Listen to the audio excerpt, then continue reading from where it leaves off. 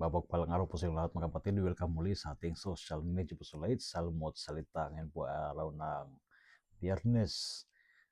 Sa ating Ebanghelyo ngayon, may isang kitungin na lumuhod sa harapan ni Jesus. At ito ay nagmakaawa. At sabi niya, "If you wish, you can make me clean." Moved with compassion, Jesus touched him, an act forbidden by law. Ang ginawa ni Kristo ay isang labag sa kautusan na umiral sa panahon noon. And said, "I do will it be made clean." At sa oras na yon, kagad-agad, ang leprosy left him. Kumaling ang isang tao. Leprosy in Scripture symbolizes sin. It isolates, disfigures, and renders one unclean.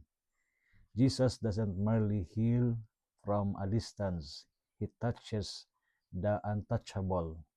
His compassion overcomes every barrier that sin creates between us and God. Mga kapatid, tanungin natin ang ating sarili, what spiritual leprosy do you carry?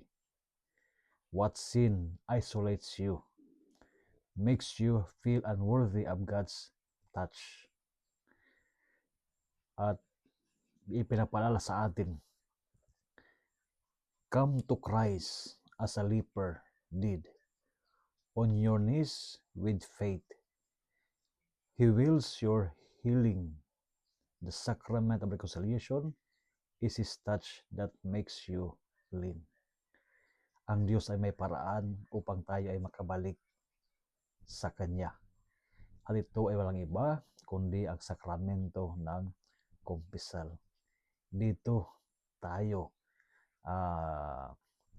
tinutulungan ng ating Panginoon na mawala itong leprosy, itong kasalanan na naghiwalay sa atin, sa ating kapwa, not only sa ating kapwa, kundi naghiwalay sa atin sa Diyos na umiibig sa atin.